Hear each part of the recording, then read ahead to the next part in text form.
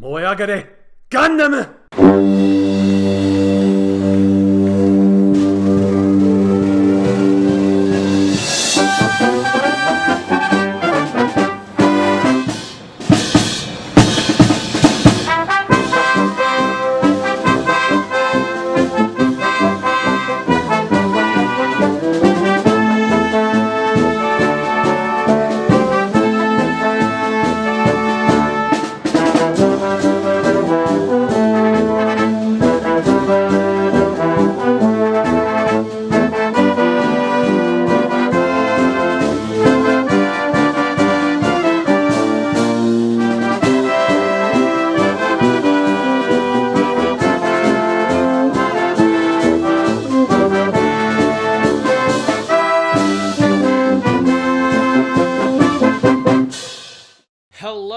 Welcome to Weekly Suit Gundam, the special bonus podcast brought to you by the folks at the Weekly Stuff Podcast. I am Sean Chapman. And I'm Jonathan Lack.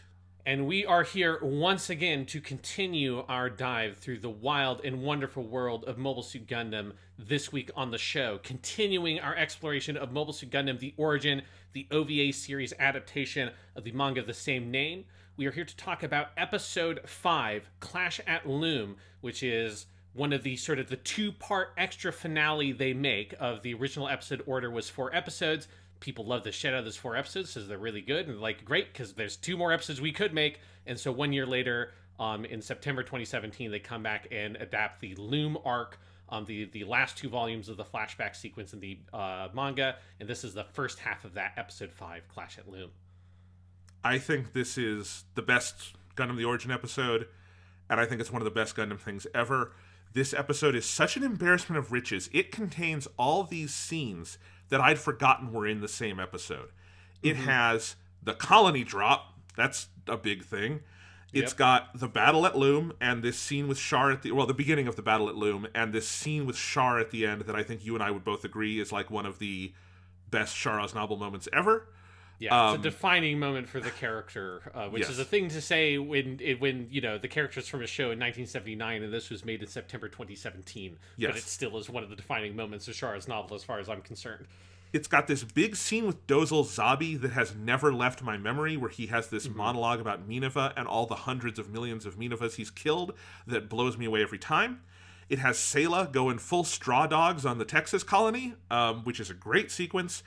And it has my favorite scene in Gundam the Origin, one of my top 10 Gundam moments ever, which is Crowley Hamon singing Don't Say Goodbye in the Club Eden, which is a moment that staggers me every time, and I watched 4 times last night when I was watching this episode.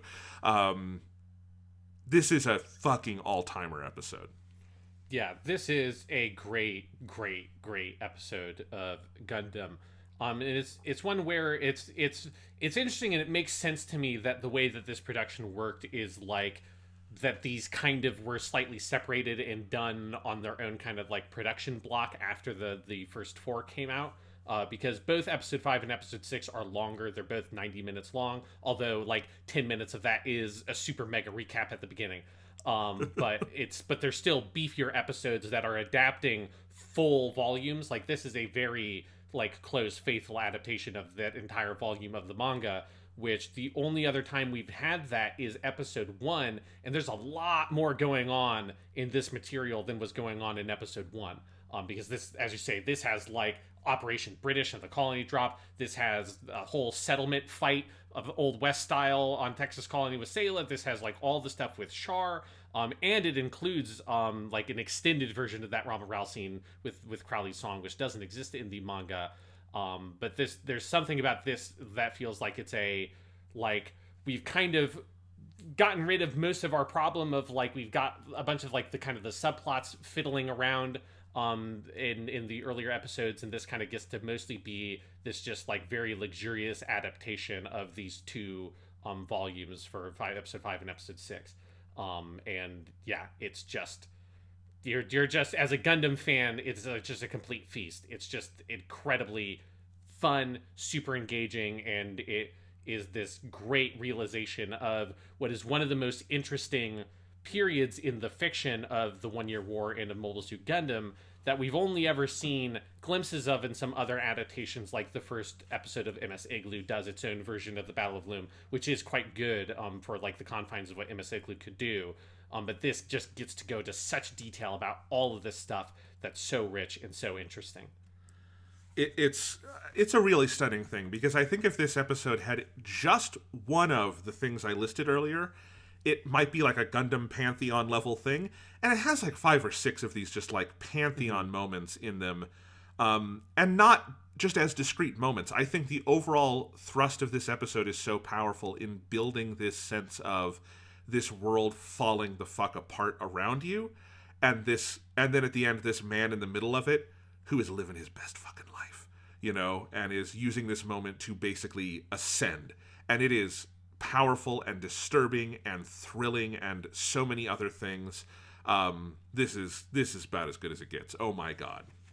Yeah, because this is able to do that where, because it is just this very holistic adaptation of this volume of the manga, it gets to have the breadth that these sequences have in the manga. And I think that's the thing in our conversation last week on episode 4, that like I think that episode's kind of messy because it's having to jump around between these kind of disconnected events, because it's presenting things in different orders than the manga did, because there's some stuff that was left over. And this episode, by being able to be about more than just Char, or more than just like Artesia/Sayla, which is what episodes 1, 2, and 3 of the Origin are, as they are any of the changes that were made to the source material were made to confine and narrow the focuses of episodes 1, 2, and 3 to a specific character: Char, Artesia, Char. And that this is like, no, episode 5 is about the whole scope and sweep of the history of this world at this pivotal moment. And Char and Sayla both get to feature like equally as 2 characters, like at this kind of pivotal point in the history of the world and of their lives. Yeah, and it is, because this episode is also one, and it's true in this stretch of the manga, that is full of details from like the original Tomino novelization, which like gives you the full timeline of like how all of this laid out and played out. And you see some of that in other parts of the lore as well. And seeing this full dramatization of it, of like the days, like what did the colony drop entail? What are the days leading up to the Battle of Loum? How are the different parts of the world reacting to it? The like politics of it all are also just so deeply interesting and disturbing and profound. Yeah, and like the strategy, the like military tactics, the conceptualization of like the role that mobile suits and like the tactics in the world of Gundam, and how that changes, and hitting on that like technology and its relationship to warfare and its relationship to politics thing, which is a sort of core thematic element of the franchise, really gets to like take, I think, like front and center for a lot of this episode. 100%. Before we dive into the full like arc of this one, I do want to say, just again, this one has a very long recap. The recap in this one is 8.5 minutes. I also found it very entertaining because they completely ditched the recap structure from the first 3 or the first 4 episodes, and instead they do it almost like a promotional video where like it's going through and like montaging thematically all of these things. Part of it is done via a timeline, and the writing on it is so good for the lines that Akio Otsuka has to say, like, "These siblings have always been at the mercy of the times and of a sad fate." Or when it gets to Char, "For this man, revenge is in and of itself a righteous cause." And then the last line of the whole thing is, "Will there ever be an end to this man's war?" And you get Akio Otsuka saying those lines over this like kind of hype as fuck recap. By the time it ends, you are very jazzed for the following 80 minutes of animation. Yeah, it almost feels like you watched like a super trailer for the movie. Yes. Like it's like it just has these very flashy tile cards and stuff coming up, this very slick editing, and yeah, that super sexy narration by Mr. Akio Otsuka. Still like imitating broadly the kind of like vocal stylings of the original narrator of Mobile Suit Gundam. I'll say, in episode 4, when that had its 8-minute long opening, I was mostly looking at my phone through that. So fair enough. Because I was like, as soon as I realized, like, oh, this is just the same as the recap from episode 2 and episode 3. I don't need to like stare at this for 8 minutes. This one, I watched the whole thing through riveted because it is edited in such a effective way. Yes. But then we dive into the beginning of the war, where they kind of recap what we get at the end of episode 4, but more fulsomely here, where we have January 3rd, 0079, war is declared. You have the battle at the moon on Von Braun, where Caecilia's forces, well, first they take Granada, then they take Von Braun. Char is there at the Battle of Von Braun, which is where we saw him at the end of episode 4. Then you see the war on side 2 in Hate, where you get Girins and Banjo Ginga just nailing it, this giant speech about them receiving divine punishment as we watch them just ruthlessly destroying colonies. They recreate the shot here from First Gundam that's in the opening of all the First Gundam episodes, with the Zaku's kind of rising in space above the colony. I fucking love that. And you have Ramba Rao looking at it all with the line that you often get in war stories like this, where he says, "This isn't war, it's a slaughter," as you see just like the full nature of this war having broken out. And it is a appropriately disturbing opening to this episode. Yeah, it's it's very reminiscent, as it was in the original story of like the outbreak of World War II and of like Germany's invasion of Poland and stuff like that, and just like this very sudden, hyper aggressive military action to take as much territory as possible immediately around your country as quickly as possible. And just that sense of like, most of the people that they're fighting in this early part aren't even really the Federation. It's just like these sides that don't want to commit to Zeon's position, and so they just go in. They just go attack side 2 and start taking out colonies and taking out their security forces, which like the Federation isn't particularly well prepared to fight Zaku 2s. Like the security guys at like random colony certainly are not ready to take on fucking mobile suits and shit like that, so they just get completely decimated. Yes. The episode, I think I don't know if I'd call this a misstep, but I do think the one weirdness, and we talked about this a lot with episode 4 last week, but part of Amuro's story, which in the manga is sort of all in one contiguous section, is broken up into the tag at the end of episode 3, some stuff in episode 4, and then one big chunk here, where you have this episode at the beginning here, kind of before we get back to Ramba Rao and the beginning of Operation British. You have the episode on side 7 where Kai and Hayato, well, Kai peer pressures Hayato, and then Hayato peer pressures Amuro to come out and go on a joyride to go check out the development sector behind the big bulkhead on side 7. And of course, they get stopped and they get the shit beat out of them, except for Amuro, which helps explain why all those kids kind of hate Amuro at the beginning of the series. And I think it's a good scene. I like that scene. I think we both agree it would be better in sequence with the full Amuro story. Yeah, like it's a good scene unto itself that like it makes absolutely no sense having been cut out of its context and put here. Like it just doesn't, it's not doing anything for this episode, especially after like Amuro already knows that his dad is not like helping the colony construction, is actually working on a super secret weapon called the Gundam. Like since the anime moved that revelation up to happening before this event being depicted, it's like it doesn't even perform the function it performs in the manga, which is ratcheting the tension between like the world that Amuro thinks and wants that he's living in and the actual world he's living in, which is one that is like immediately adjacent to violence and warfare. And it like being here just feels like, it just kind of feels like it's a cool scene that was in the manga that they didn't put in the last episode, and it's just kind of left over, and they're like, it's a cool scene, let's just throw it in here. That's exactly what it feels like. And again, if you haven't listened to last week's episode, just to recap really quick, in the manga, what that is before the scene where Frau takes Amuro home and it's Christmas, and then she comes back with the lasagna and Amuro isn't paying attention, and they have the big blow up that ends in Amuro's line about how he can't do anything and he's also scared about the war. This has already happened because that's the incident that sort of leads into that whole series of episodes with Frau, and so it is ratcheting up the tension as Amuro is starting to realize that his dad is not who he thought he was. And so this is moved completely out of that sequence, and it also just doesn't really, like everything else from this point on has a very clear like cause and effect and thematic connection. It really does feel like we had a couple extra minutes in this one, we weren't able to do this scene in episode 4, let's do it in episode 5, get our Toru Furia moment in. And it's fine, but it's not where it should be. Yeah, the one thing I'll say that I do appreciate about it is just Kai, just Yes. getting some more Kai with Furukawa voicing him again. Yes, we do get everyone else is recast, but Toshio Furukawa does do Kai, and like he is one of the best at sounding youthful again. I was surprised to see. Like, if you like, because I had been watching some clips of First Gundam as I was reading through the manga, just like to compare and contrast some scenes with the anime version, and he sounds kind of the exact same. Like, I feel like the thing that sounds different is mostly just that the audio quality itself is different. But I feel like if you got a very nice cleaned up version of the audio, you'd sound kind of like the same person, and it's kind of scary. Because it's like he sounds exactly like Kai has always sounded, and it's very impressive to me. It's really interesting because with some of Furukawa's other like long running roles, like Piccolo in Dragon Ball, I can hear the age over time.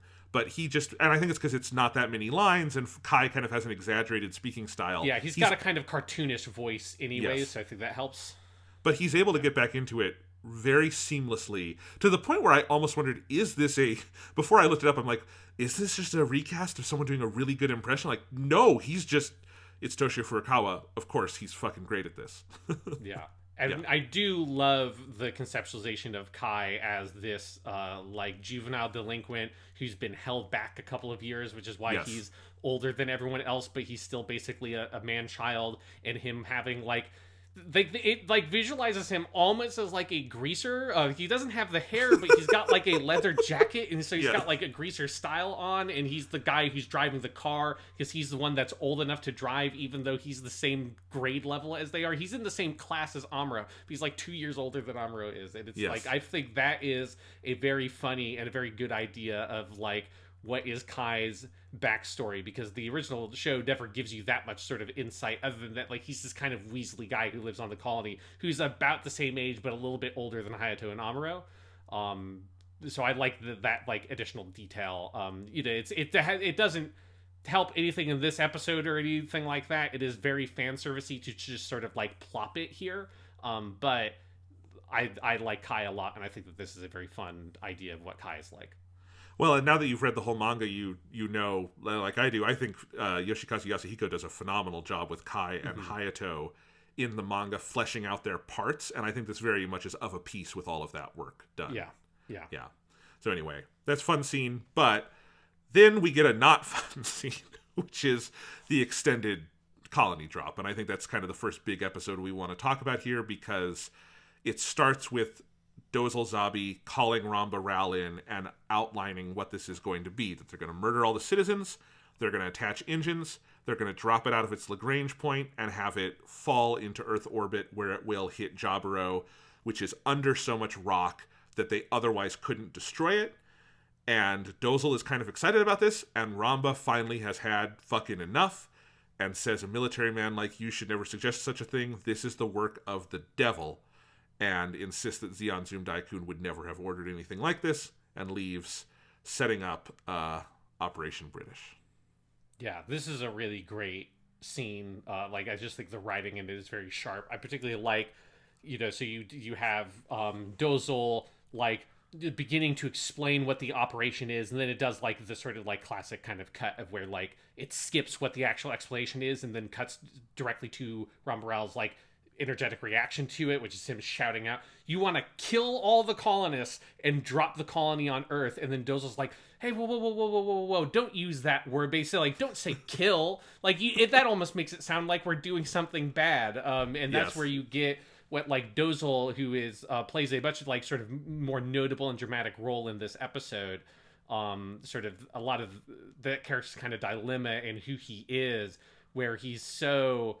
As we talked about all the time with Dozils Zabi, is like he's not a bad person. Certainly not in the way that like Giran and Cassilia are like bad people who do bad things because they're just greedy and power hungry. Dozils Zabi, like at his heart, is like a gentle giant kind of person who is put into this role with his relationship with his family, and he has to, in order to be able to do the awful, cruel, like abjectly inhumane things that he does as one of the leading generals of the Zeon army, he has to rationalize it away. And so that's like a lot of his whole plot in this episode is about him rationalizing it. And you see that work starting here of him like taking exception at using the word korosu, to kill in Japanese, and saying it's like, don't use that language. Like, look, they're gonna die anyways. Isn't it better to just like kill them quickly like this? And Ramba Rao's just like, no, I don't agree with that. And Dozils is just like, why don't you agree? And smashes the panel, electrifying himself and cutting up his hand.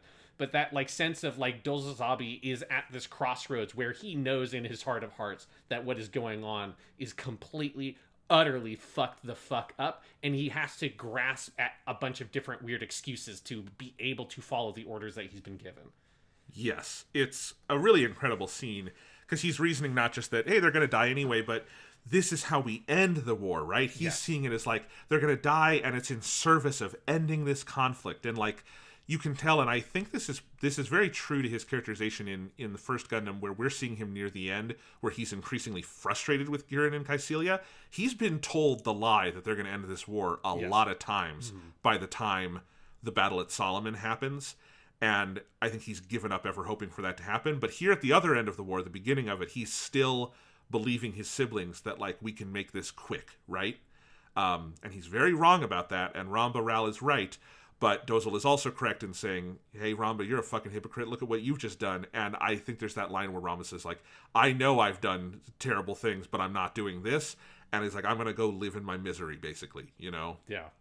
That, Ramba Rao is 100% right. There's like, I mean, Ramba Rao fucked up ever joining the Zeon army, but there is a point at which, like, gassing an entire colony full of like innocent civilians and just killing them and then using the colony as a weapon. Like, even if the plan worked as it's supposed to and doesn't go phenomenally wrong, as it obviously would, because it's such a like an overly complicated plan with so many points of where it could go wrong. But even if it worked out, it's still like evil. Like, it's purely evil. There's no possible real justification for it. Because at least when he was there in the massacre, as he called it, of fighting the security forces of the colony, at least it was still a security force. It wasn't just innocent random people living in their homes. It's like, this is a step that is so far that it's fucked the fuck up. And the scene that follows really goes hard on that. Since I watched this episode, I've said many times, The Origin is one of the first Gundam things I watched after First Gundam. And there's a lot of moments in this episode that have stuck with me, and one of those is the way they depict the colony drop in the colony, where Yasuhiko makes this, I think, genius, but also brutally sad decision to have us see the final moments of the people on Island Efish from the perspective of those people. So we meet two characters named Yuki and Fong Li, who are sort of like the Amuro and Fraubo of this colony. Two young people. They're slightly older than Amuro and Fraubo, but they're like our, two like lovebird kind of thing. They're a more healthy version of Amuro and Fraubo. And they're headed to the shelter. Yuki thinks he's gonna be in the fight and they'll be okay. He has this belief that the feds will obviously come to save them. They won't. And they are the only capital left inside. They are the only Banshee left inside too, because they are the capital. And you see the entire thing from their perspective, including the absolutely horrifying imagery of the mobile suits layering heat-resistant coating over the whole colony to block out their ability to see. Like, that's step one. And then you go on from that, where you have gas being flown in. The entire colony is gassed. Yuki dies trying to get back into the shelter where everyone is dead inside. I mean, very explicitly invoking Holocaust imagery throughout this segment. It is one of the most brutal things Gundam has ever depicted, and it needs to be if they're being honest about this piece of the fiction. Yeah, no, it is one of, I think, the strongest creative choices in the prequel stuff of Gundam the Origin is this, of creating two kind of new characters for this kind of chapter to see this all through their eyes, and as you say, to really like sort of like experience the horror and tragedy of this event that is like, it's basically a composite of the Holocaust and the nuclear bombs in World War II, right? Because part of the thing is also, it's this, we are killing a massive civilian population in this gambit, in this bid to do so much damage in such a short period of time as to pressure directly the enemy nation into capitulating and ending the war, which is like the reason and logic and like the reasoning behind the nuclear weapons. And so it is putting those two sort of like big different kinds of tragedies of World War II and combining them together in this big thing. And it's that kind of like, it's part of like the awful, like the idea of the nuclear weapon being a thing used to try to end the war at the beginning of a war is such a like, it's evil like extension of the logic of like the very evil logic that already existed in the original usage of the nuclear bomb, of like, well, if you're going to use that at the end, why not just do the same thing right at the beginning, right? Why not just completely brutally without mercy wipe out so much of the enemy with one massive attack as to just force them into capitulation right at the beginning of a war? Why would you wait until the very end to try to do something like that? And it's such an evil, but you can so see how people like that, how like someone with that mindset would believe something like that. It is frighteningly plausible, right? Obviously, we don't have currently space colonies or anything like that, but you can see how the parallels of how this kind of stuff has happened in history, and also if there is another like massive outbreak of like a more classical vision of what warfare looks like, rather than these sort of more kind of small skirmishy kind of thing and like long distant remote engagements, which is what modern warfare is like. If we had like large standing armies between major powers actually engaged in long-term conflict, that this might be the kind of thing that would happen. This would be the kind of logic that would likely be deployed in that kind of engagement. Well, and because other than the details with Yuki and Fong Li, our two original characters here, the sequence of events is identical to what is laid out in the novelization and like the original lore of Universal Century Gundam, which is that they gas the colony. In the novels, they actually gas all the colonies. Like, that's how they destroy all of Side 2. But they gas the colony, they drop it out of the Lagrange point, it accidentally, not accident, well, they probably should have seen it coming, but it breaks up, and then it falls in these three places. And all of that are just details from the original lore. And so it also very much connects to the World War II logic of original Gundam, which I think is something that's really essential to understanding First Gundam. We've talked about this a lot on the show, that, you know, Yoshiyuki Tomino is part of that generation. He's born in 1941, so he is, you know, a young child during the war, but he grows up in the shadow of it. He would have grown up in the occupation, all of this stuff. So, like, the fiction these people make is very directly influenced by the war, right? This is also true of Hayao Miyazaki. This is true of Isao Takahata. This is true of this whole generation of animators. And Mobile Suit Gundam is a show that's very explicitly about that. And then also, I think, Cold War thinking, right? Which is that this is like, if you're in 1979 thinking about what would the next war look like, of course it would look like that, right? It would be using the bomb at the beginning instead of the end. And so I think it brings Gundam back to sort of those first principles of sort of what period of history it's playing with. And how they do it here, it's in the manga, and then I think in the adaptation here in the anime, it is, you know, I think it's always tricky and potentially thorny territory when you invoke Holocaust imagery and nuclear bomb imagery in your story. It takes a certain level of execution, I think, to earn those ideas and feel like you are using them respectfully and thoughtfully enough that they have a place in your story. And for me, at least, I think they clear that bar very fulsomely in this sequence.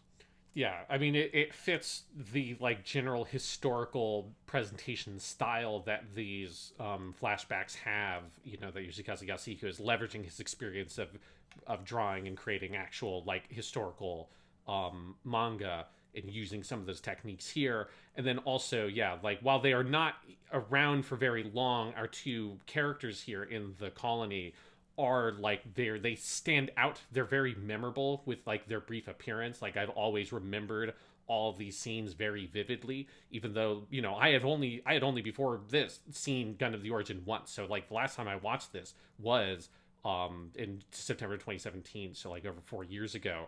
And I could have, like, even ignoring the fact that I had just read the manga scenes, like, I would have been able to recite to you basically this entire sequence in order, like, specifically with what happens, including the conversation, which I do want to dive into, because it's, I think, there's a funny language stuff that happens with the conversation, but the conversation about like snow and the sakura petals in Japan and all that kind of stuff, like all that stuff I remembered very vividly, even though I hadn't watched this thing in 4 years. Oh, 100% for me too. Then I think the thing that sticked most vividly in my mind over the last few years is two images. It's their conversation and then their kiss, which the episode really lingers on and lets it be a full long kiss that has a like beginning and then an end and a breakaway and a goodbye. And then it is Yuki crawling to the door and dying trying to open it. Those two images are just seared in my memory. It is, this is historical science fiction, however you want to say that, at its kind of absolute most powerful to me. Mm-hmm. But let's dive into that conversation, because I think it is the sheer force of the tragedy comes from the dreams these characters are allowed to have and the humanity and personality that is there in that conversation. Yeah, there's lots of smart little pieces of characterization. Like one line that I think is like such a good, like super concise piece of exposition that tells you a lot about the characters is she asks, he's holding this weird gun that in the manga looks just like an M16, and then the anime, for whatever reason, they made it a bullpup, so they put the magazine behind the trigger. It is a very weird looking gun. Like if you've ever played a Call of Duty, you look at that thing, you're like, this is just... there's something wrong about the way this thing looks. But she is like, oh, do you know how to use that? And it's like, yeah, it's easier than playing the guitar. And there's lots of little pieces like that, because again, like these characters are only on screen for like 8 to 10 minutes or so. It's part of a chapter of the manga, so it's like they don't have a lot of like screen time. They don't have a lot of dialogue. But there's lots of little touches like that that evokes this larger life. Of that he plays the guitar, that like that's one of those kind of Amuro touches of that he is this more sort of like sensitive like kind of person. He's not a naturally like militaristic or like aggressive kind of person. And then that he was going to go to Japan. In the manga, the reasoning is that he was going to go to there for school. In the anime, they shortened this conversation a bit to make it more direct, but it's more like he was going to go there to join the Yashima company. And that had been in spring, and they have this conversation about the sakura petals, how they fall like snow, how the word yuki in Japanese, which means snow, is very similar to the word yuki, which means brave, which is what his name is, and that's how he knows that he's part Japanese, and that she wants to go to Japan with him someday and see the sakura petals and see the snow. It's just this nice sort of like normal conversation between these two young people thinking about the kind of life they would like to have, that's very rooted in very classical Japanese imagery of the snow, or of the sakura petals, which is your imagery of like spring and new life, contrasted with snow, which is your imagery of winter and like, the end of life, or like the dormancy of life during winter, and like the contrast of those two sort of seasons and features of nature that then of course comes back around with like what happens with the colony and the gassing. Yeah. I mean, you're looking at the pages right now. I'm looking at the pages right now. This is such an achingly, beautifully, hauntingly, powerfully drawn section of the manga. And I think they do it absolute justice, with the like exception of, we've talked about this before, that I would probably prefer a slightly like sketchier animation style if I were doing the show, just to capture the sense of the manga. But they really do capture, I think, this series of images that you get here, the details on the characters' faces, just how much is conveyed in a short amount of time. I mean, and actually, it's such a direct adaptation. Looking at the pages right now, it almost looks like the storyboards for the sequence in the anime. Which I think is how to do it, because it's pretty much a perfect sequence as it is written. And I think that detail about him knowing he's some part Japanese in the manga, I forget this is in the anime, but she has the line about, my eyes are dark, maybe I'm kind of Japanese, she says, and he's like, oh, maybe you are. And like there's this thought they have, and it's a really interesting moment, because it is this scene that is historically informed, but is also imagining a future where national boundaries have kind of like withered away to a point where it's like this distant history the characters are thinking of. And I think all of that just lends this sense of like, it's an almost like, and this whole episode is like this, an end of history sequence of like all of humanity up to here has led to this point, and now a lot of humanity is about to end. Yeah. But you do get, and this is a very trivial point, but something I find very fascinating, is you do get like a weird linguistic thing that happens because it's a more compressed version of the dialogue that is in the anime. So like the line that she has about like, oh, I've got black hair and brown eyes, maybe I'm part Japanese, that's not in the anime version. But there's like a dialogue exchange that I have to imagine that when it happened, anybody whose job was to translate this scene like reflexively punched the wall because they're like, fuck, how do you translate this? Because it's a scene it's a piece of dialogue that makes absolutely no sense if you try to think about it logically as it's happening linguistically, which again, it happens because they're compressing an exchange that happens in the manga that makes more sense. Because these two characters, while they are speaking Japanese, obviously in the show, because it's a Japanese production, you're meant to understand, as is the case in basically all Gundam, that they're probably actually contextually speaking English. It's just being presented as Japanese for the convenience of the audience, right? So they're, because otherwise they wouldn't be able to have this conversation about like what the words mean in Japanese. But there's this weird exchange that happens that if you think about it, try to translate it literally, makes absolutely no sense, where he says in spring, in April, Japanese petal, or the sakura cherry blossom petals fall like snow, saying the word yuki in Japanese.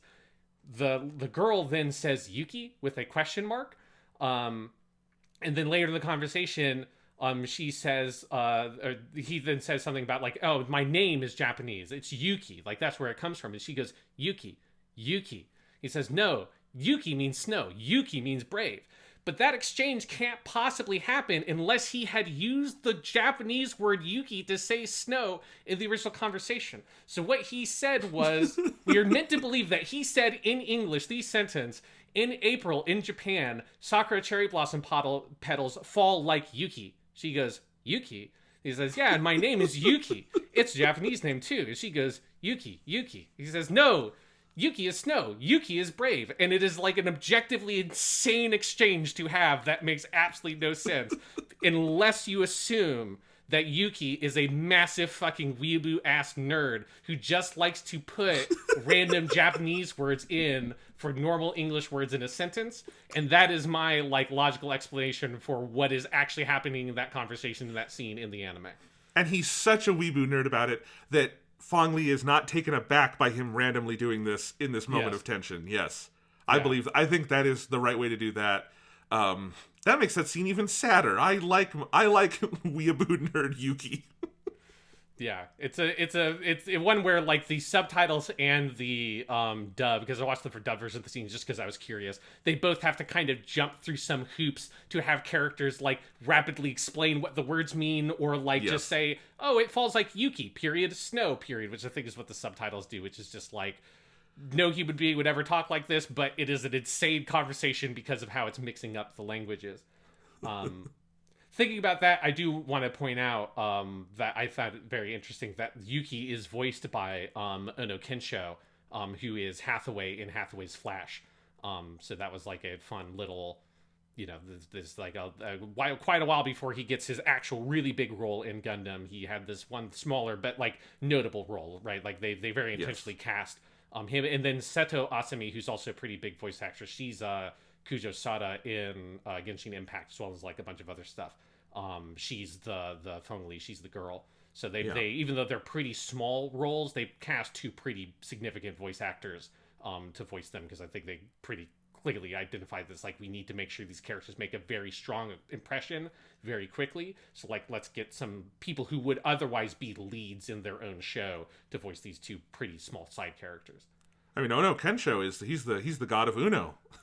Yes, he's the god of Uno. He's also Japanese Harry Potter. So, it's like you got to get a good guy in there to voice Yuki.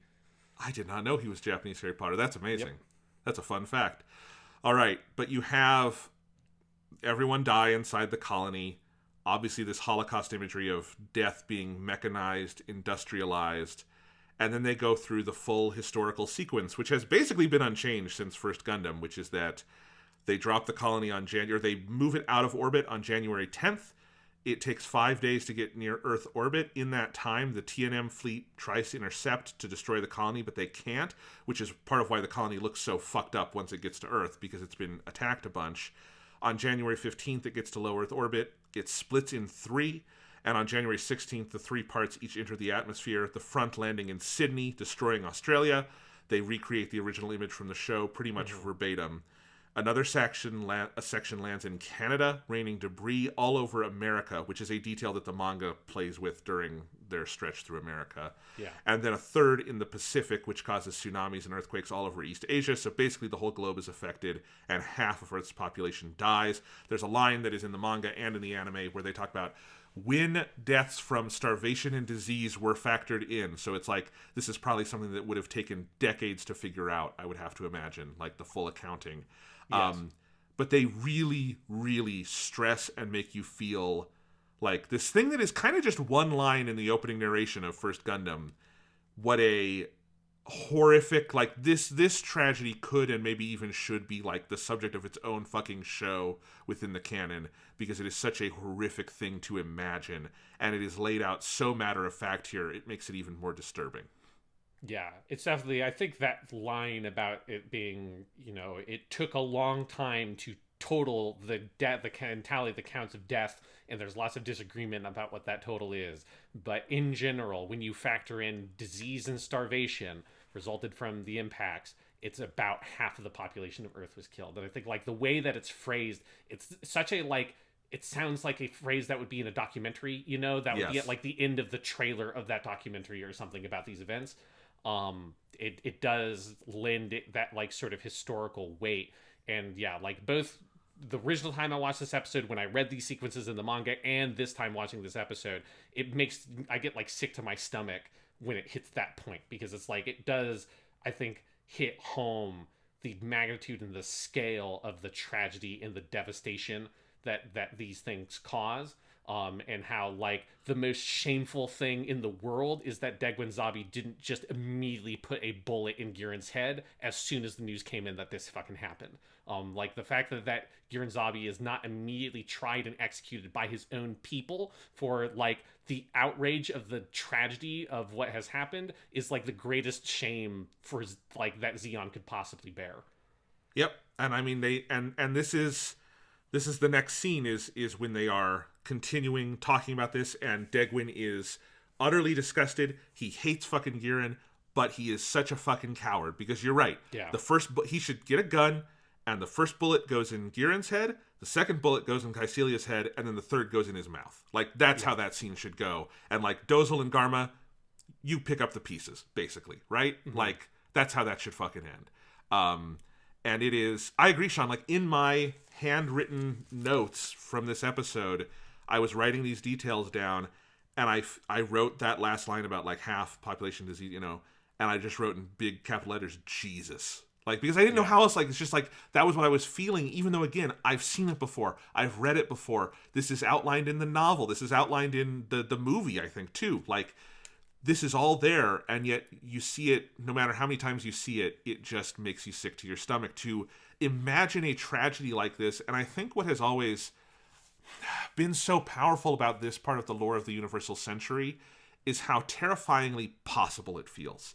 Like, provided if humanity went into space, if they made colonies, and because all of the science in the Universal Century is all fairly plausible, like, grounded scientific stuff, it all feels like something that could, in a different version of humanity, happen, right? Mm-hmm. And, like, if these things happened, I can imagine humanity doing this, because, like, you talking about that political dynamic of, like, the most shameful thing is that Degwin doesn't immediately put a bullet in Giran. It's so analogous to things in our real world, like the fact that the first thing America did after January 6th last year wasn't to lock Donald Trump in a cell for the rest of his fucking natural life is shameful, right? Like, we do these things all the time where people do terrible, ungodly things, and the most shameful part of all of it is not holding them accountable, Yeah, that, like, cowardice and this sort of, like, very sort of measly, sneveling version of, like, self-preservation overpowers those moments typically in history. That it's, like, it's really remarkable when someone is actually held accountable for something like that. And usually Yes. it happens because there's another political faction that is in play that has enough power and ambition to leverage that to its advantage. It's like phenomenally rare, or possibly never, that like an actual like sense of justice or righteousness, or of like that this is something has happened that is so wrong that even if it's technically against my own self-interest, I must act to correct it. Like, that's just not, that's a thing that I think we like to think that the human race has that capacity, but it's preciously rare or never actually exhibited. And I think this is also where, like, this is a Japanese perspective on these kind of things also, I think, because this is coming from, you know, the country that lived through the one nuclear bombing, the two nuclear bombings in history. And, you know, I feel like in the West, our sense of World War II is like, the Holocaust was terrible, but we beat Germany, Hitler killed himself, and then we had the Nuremberg trials and stuff, and right? And it's like, okay, well, yes, this one group of people was, to an extent, held accountable for the sins of World War II, but, like, Stalin is never put on trial for the shit he does in Russia. He lives out his natural life and dies, right? And if you are in Japan thinking, maybe those two nuclear bombs weren't strictly necessary, no one is held accountable for that, right? And that is where... And lots of Nazis aren't held accountable, right? Exactly, Lots of Nazis do get integrated into different countries, including America, and they're like scientific and weapons development programs. So it's like lots of Nazis ended up getting very fat and very rich off of the spoils of that war, if they were able to leverage their experience into getting a position of power of authority in other countries, which is what happened. Yeah. So, again, this is... When we talk about the historically minded nature of the storytelling of the origin, I think it's moments like this where you feel the weight of that, and why Yoshikazu Yasuhiko was uniquely equipped to do this on a narrative level, not just his artistic, you know, chops as a artist and an animator and a drawer, you know? Yeah, and yeah, it's that scene between Degwin and Girin, where Girin's just like going on about like, okay, well, now we have to go do the Battle of Loum and blah blah blah blah blah, and Degwin is just like out of it completely, right? He scolds him, but then he just gets up and goes back to his room and is like, Garma, like, here, lend me your shoulder, I'm just going to leave.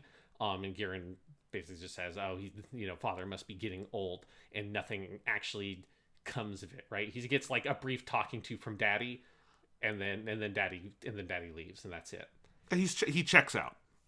And he will continue to be checked out for this series and then all of First Gundam until the moment when he finally stirs enough to go try to do peace talks, and that's when he gets killed. Yeah. His line is, "You've already killed billions. All the blood that has been spilled isn't enough for you." I do think it's powerful that this episode multiple times invokes the sense of the numbers, you know? Because it's like, this is a bigger series of numbers than you would typically get in human history now, in like, 2022, or when this was written, or any of that. But like, when you think of the actual numbers involved in like the Holocaust or the nuclear bombings or any of those things, it's like, relative to like the size of humanity and stuff, it's like you have to try to comprehend those numbers, because they're just unthinkable, you know? Yeah, and the Girin's like reasoning of him being like, all that matters now is that we win, because if we don't win, that means we get put on trial and executed, every single one of us, which is a line that then Dozil basically repeats to the rest of like the cabinet of officers at the meeting before the Battle of Loum. And so that being, it is this sort of, again, this sense of like self-preservation that he invokes, of like, yeah, we fucked up, but like, if we don't win, there's no coming back from this. We are basically guaranteed to die. So now winning is the only thing that matters. And he also, I like this bit of writing where he, after Degwin says like, you killed tens of billions of people, is there not enough blood on your hands? And then Girin says, it doesn't matter how many people we killed. No, it doesn't matter how many people who died. It only matters that we win. And he specifically, like what Dozil did earlier, he avoids using the word kill or kodosu, because it's too like unpleasant, and instead it's basically like he makes it a passive thing. Like, this happened, it was inevitable, we never really had control over it, and he sort of like rhetorically distances it and tries to make it unreal, which is like the kind of thing that we see a lot right now around the pandemic, and like the way that people talk about the pandemic is to like remove things of like culpability and make it this like passive, vague thing that just occurs, and that there's nothing that anyone can do about it, that there aren't any policies or anything that can be employed. It's just like, it's inevitable that these people die, they just died, it's nobody's fault, let's just move on. And it's like that kind of rhetorical strategy, seeing it deployed here by Girin, it was like, man, this way of talking is becoming very familiar to me in the past couple of years. I mean, very much so. While we're recording this, which is a couple weeks before when you guys are hearing it, I mean, we're back to a 9/11 worth of people dying in the U.S. every single day. But, you know, a 9/11 happens, you know, fuck those people, we got to get them. A 9/11 of a pandemic where people have committed very clear criminal fucking actions to make it this bad, they just died. Couldn't be helped. Yeah, it's, you know, it's just a thing that happened, whatever, like, let's not dwell on it. That's like the exact kind of thing we see happening here. It's like Girin's ability to sort of rationalize it and like weaponize that rationalization is like frighteningly like realistic. Yes. Well, and also Girin, and I think they drive this home with his speech at the beginning when they're destroying all of Hate side 2. He thinks they should die. They are lesser people. He has a very, you know, Nazi-esque ideology about all of this, which is also there in First Gundam, where over time we come to see that this is like, the deaths are not a side project, it's part of the purpose of his entire campaign. Yeah, he has a line that's in the original, and it's also in the manga, and I had kind of forgotten about this line, because the way it's written in Japanese is so chilling, of where Degwin asks him, what are you going to do after the war?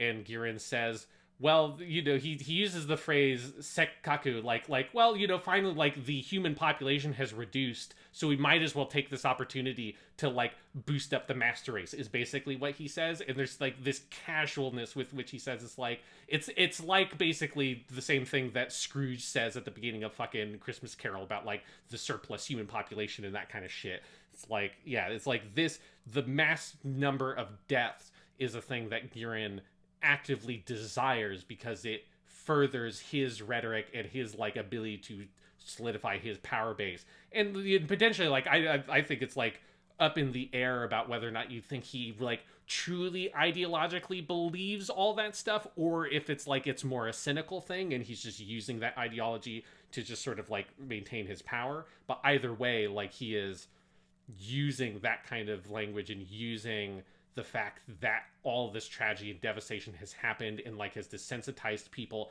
and made it seem normal to make it easier for him to control the situation and to become, you know, more powerful and expand his territory. Yeah. So the sequence after this is also a stunner, because this is where you have Dozil go home to Zena and Minerva, who has been born now and is a little adorable baby Minerva. And he has the line here, my one Minerva is so adorable, but how many hundreds of millions of Minervas have I killed?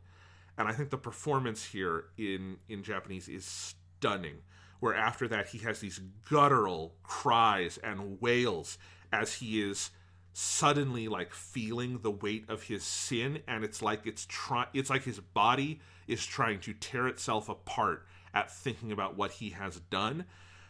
And over the course of that scene, he starts to like put himself back together through different rationalizations, finally rationalizing that everyone else was weak because they didn't protect their Minervas, and I am going to protect mine, and I'm never going to let anything happen to you two, and that is who I am.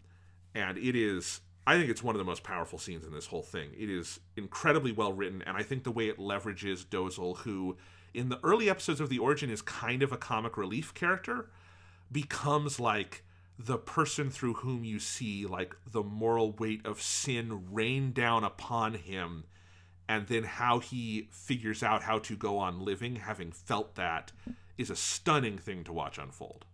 Yeah, it's incredible. It's a scene that, like, this is one where, I mean, it's very directly the scene in the manga, like, word for word. It's, like, the whole sequence, but this is where, like, I think Kenta Miyake's performance, he plays Dozils Zabi, like, elevates the anime version even above that scene, because I don't think we haven't really talked that much about his performance specifically, but he's, like, people would be very familiar with him now as All Might in My Hero Academia. He's in a bunch of stuff. Like, he's a great, like, long time voice actor, and yeah, like his ability here to, because this is also something that he brings to the character of All Might, who has both extremes of, he's very comedic like most of the time, but then when he gets very serious, there's like an intensity and an honesty to his acting that I think is really strong, and Dozils Zabi has like a lot of those same qualities. And so when the kind of comic relief elements of the character kind of fade away, and you see how it's like, the reason why he was comic is because he is human, right? Is because he's the one who, like,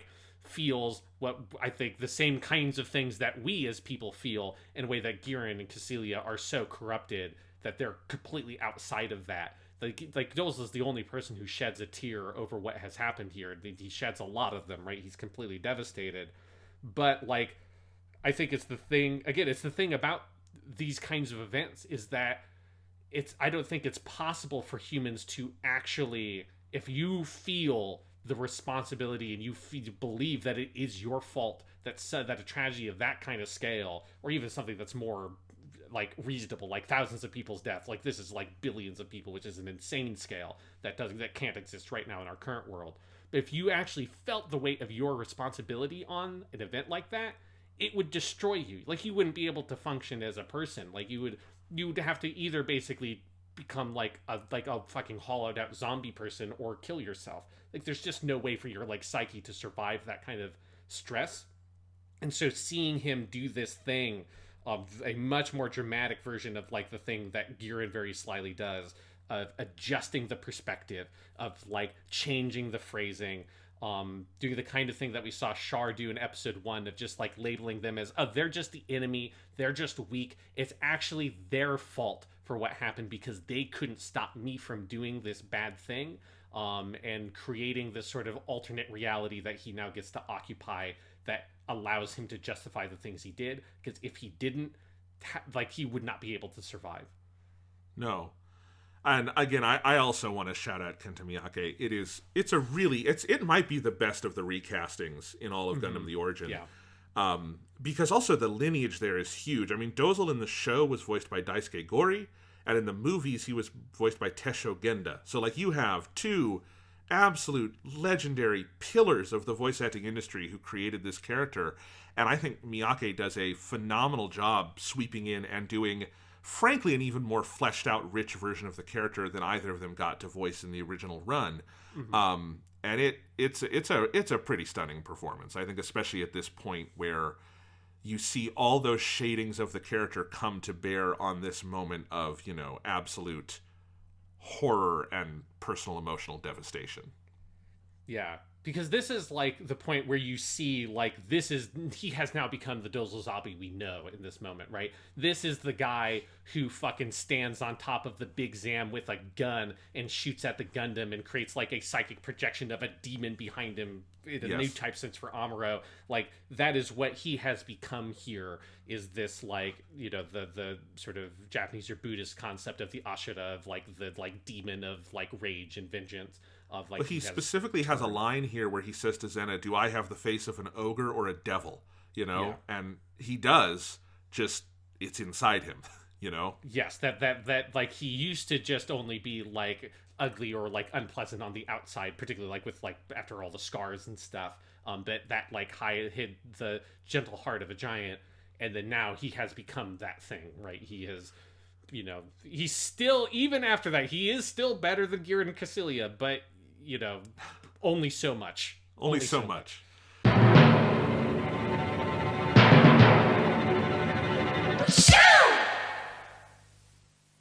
All right. Do you want to talk about the whole side of this episode with... There's some intercutting here, but do you want to talk about the whole side of the episode with Sayla, which is where we kind of pick up next? Yeah, let's do the Sayla stuff, and then let's do the Char stuff. Yes.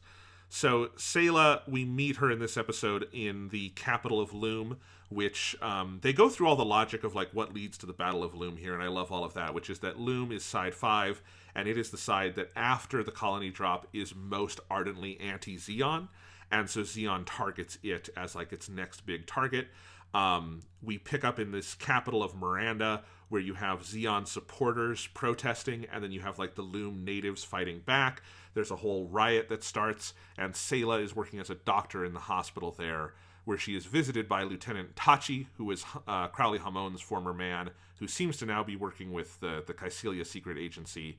But he comes, I think it's pretty heavily implied on favor of Crowley, it would seem like in this scene. For Ramba Crowley, yeah. Yeah, and tells her that I like how he does this. He says, you should look out for Char Aznable, the man in the red mobile suit. Keep an eye on him. And also Casval Rem Daikun is alive. And then Sayla is called back to Texas because Don Tiabolo has had a heart attack. Yeah. One detail they add into the anime version of the scene that I really like is that, so they're on the rooftop on the helipad, and so you've got this, like, whirring sound that's super loud of the helicopter blades going on top of this whole sequence that I think is like a really good, very cinematic touch that, like, you know, adds this feeling of friction and tension underneath everything, because you're like kind of straining to hear what's happening, and you have these shots of like the helicopters taking off and and the sound just consumes all the dialogue in those moments. It really sort of builds out that feeling of Sayla's whole world being completely flipped on its head, because she has obviously suspected that her brother is alive because she sort of sensed it, but having someone actually say it to her, you know, obviously that kind of like changes everything. You see Tachi in a couple of scenes in this episode, and I do love how far he's come from the kind of bumbling idiot he was in episode 1. But I also love the spycraft element here of the way he says it to Sayla isn't, your brother is Char. He says, look out for this man in the red suit. Also, Casval is alive. And we know Sayla gets it because when she goes back to Texas in a following scene, she has the scene where she goes to the graveyard and she says, oh, Casval, what did you do to that poor boy? Because now she's kind of pieced it together. Yeah, she knows that the only way that he could be alive is if he did the thing of swapping places, which of course he did. Which is that moment where when that happens, it like is a thing that like reminds you that Sayla doesn't actually know for sure that her brother is like an absolutely murderous sociopath, because he hasn't actually killed anybody as far as she knows, other than like the night dude, but that's like complete self-defense. Whereas at this point, you know, obviously we know from the original show and Char's counterattack and all that stuff, but even just in the origin, we've seen, I mean, in the anime in particular, he does even more fucking crazy shit. But we've seen him kill quite a few people, particularly now that he's involved in full-on battles, and how he's just completely unaffected by anybody else's death. He doesn't give a shit. But it's a thing that it drives home that that's not normal, because I think it's easy to just sort of accept that, oh yeah, this is just who Char is, and then Sayla responding to that and being sort of devastated by the idea that her brother killed this poor kid, this hapless fool, Char Aznable. It's like, Char shouldn't be going around and killing a lot of people, and it's easy to forget that because of the way that Char Aznable is. Yeah. I mean, it's, you know, and I think so much of this is also that I think Yasuhiko in the manga is very motivated throughout the manga to build a lot of stuff in that allows him to flesh out the ending of the story with Char and Sayla in the final confrontation with Amuro. And I think how that is done in the manga is, we'll talk about it in a couple weeks, is phenomenally well done. And I think a lot of that is some of the groundwork put down here of like, you know, what is Sayla's investment in her brother? How far gone is Char? Is there a way to bring him back from that brink? It's a really interesting question that I think the manga does beautifully with. So anyway, all the stuff with Texas, I have, in my notes, I always refer to this, and I think of it in my head as the Sayla Goes Straw Dog scene, and I'm referring to the Dustin Hoffman movie where, you know, he has to protect his house against bad guys, and so he's got, you know, the fucking shotgun. And that's basically what Sayla does here, because what happens is she goes home to Texas to take care of Tiabolo. He's stabilized for now, but then basically the colonies start getting attacked. Everything is going to shit. Roger Aznable and his wife flee because they're Zeon citizens, and they know there's a lot of anti-Zeon sentiment for very good reason at this point in the world. And then all of these anti-Zeon people come and attack the estate, and Sayla basically rallies everyone to defend Diabolo's estate so they can defend their lives, obviously. And she gets this Winchester rifle, and turns out she's a crack fucking shot because she gets a headshot with her first shot off that thing. She's very good at it.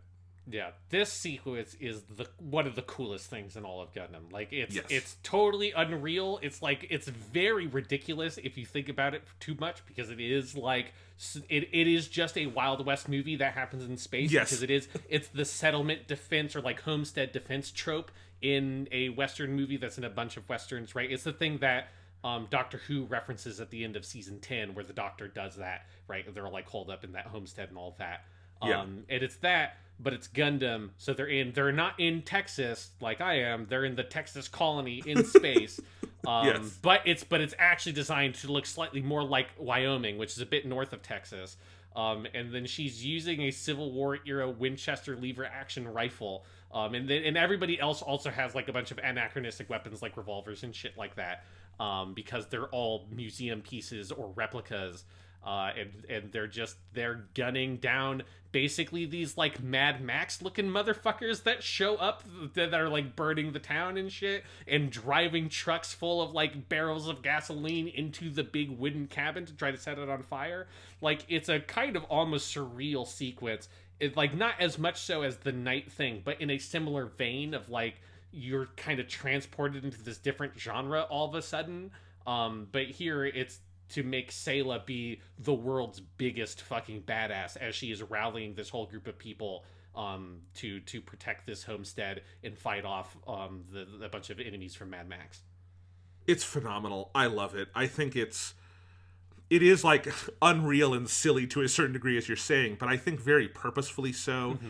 Yeah. I think it's tremendously well done. I think there are images in here that have never left my memory. The key one being there's the shot that they hold on of her firing the gun with tears in her eyes. That is a panel from the manga that's like a half-page panel that is beautiful, and then they realize it. It's one of the best like anime realizations of a manga panel I've ever seen. It's perfectly done.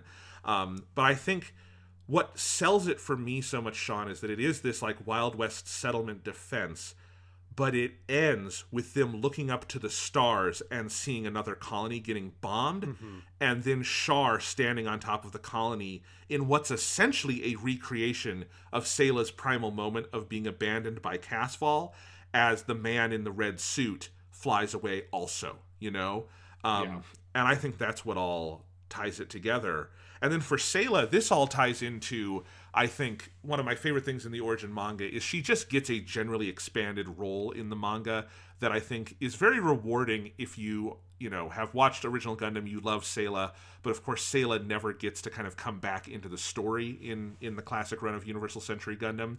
And so the big change, if you have not read the manga, that Yasuhiko makes at the end is that on Abaoaku, Sayla winds up rallying a group of Zeon loyalists to help sort of take down the defenses there at Abaoaku, and it's a really great scene that very, like, literally uses images to call back to this moment from the flashback, so it's partially set up for that, and I think it's also like the birth of the Sayla Mass that we know from First Gundam, who is caring and a doctor and all of that stuff, but also can fuck shit up if she wants, you know? Yeah. And I think seeing that all come together is really powerful. Yeah, because it's always been the thing in First Gundam that she was the strongest member of that crew, right? Like, she was the person that, like, was most unflappable. There was always, like, a kind of mysterious quality to her in that early going in particular. Because you didn't know exactly like who this person was, where she came from. She didn't have any pre-existing relationships with any of the other characters, which most people knew at least one other person that was on the crew. But Sayla was always there as the person who's just like, she doesn't have any military training, but she carries herself more like a military officer than people like even Ryu does on the ship. And so there's always been that sense to her. Even if you never saw any of the specifics of what she went through between her being abandoned by Char and being picked up by the White Base on Side 7 and all that stuff happening, there's been this sense of that she has been through real shit and she has like prevailed through it.